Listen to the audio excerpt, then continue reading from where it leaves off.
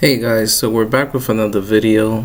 So guys, this is gonna be a very in-depth look at what the history of the Renaissance trilogy brings us. Before we could continue or the start of the Beyonce Cowboy Carter series on my channel, I wanted to give a little deep dive on what makes Cowboy Carter for me the most interesting, exceptional project to date from Beyonce. Now, as you guys know, the trilogy was born out of an experience that Beyonce felt from the country music, and we could even date this back to the early couple of years, exactly 9 years. So when Lemonade was released, this was the cover that shocked a lot of people. Nobody didn't know what it was. We just saw it said Lemonade, and the scary and interesting part is that her hair almost formed a lemon shape. What's cool about this project is that it it is the godmother of Renaissance, Cowboy Carter, and whatever unnamed album, which will be the third act. Lemonade was a stir up of what to come for Beyonce's next magnum opus projects.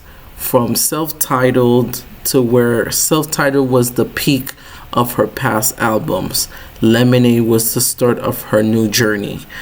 I think that with Lemonade being the backdrop of the trilogy of the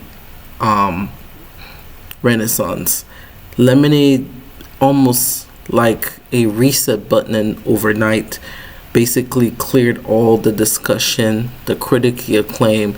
It is probably the most interesting yet heartfelt album in the 21st century. Here is the track of the Beyonce's Lemonade. So Pray You Catch Me, Hold Up, Don't Hurt Yourself by Jack White, Sorry, 6" featuring The Weeknd, Daddy's Lessons, Love Drought, Sandcastle, Forward by James Blake, Freedom with Kendrick Lamar, All Night, and then Formation. Now, what's crazy is Formation was the lead single, I would say, when she did the Super Bowl 50 halftime show, celebrating Super Bowl 50th anniversary. And I still remember this event still like it was yesterday.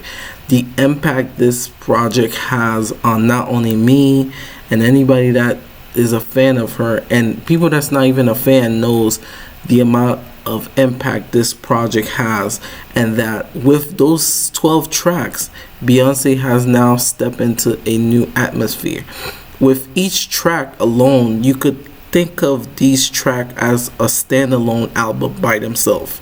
The reason why I say this is if you go back to the tracks of Lemonade, you could get each of the emotions that drives each album after Lemonade.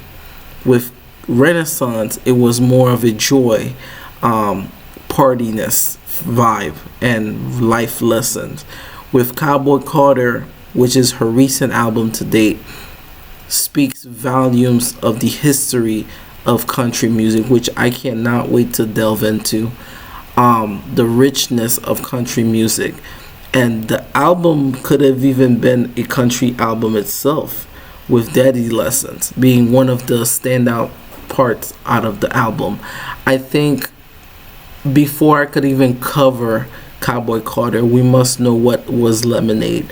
The experience of Lemonade, squeezing life into a vase. She almost was speaking to herself, and the birth of the trilogy project that came out of Lemonade stirred up a bigger conversation. Who and what is Cowboy Carter? And I cannot wait to delve into this. This is just a pre-introduction to what's to come. I cannot wait to bring other people into this so we could discuss this more.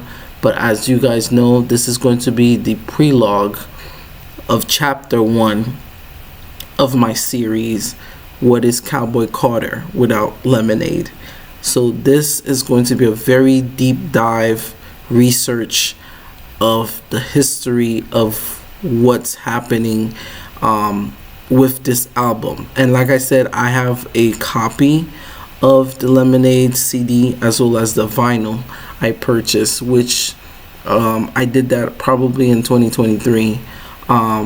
Like I said, this project meant so much to me, so I couldn't, it took me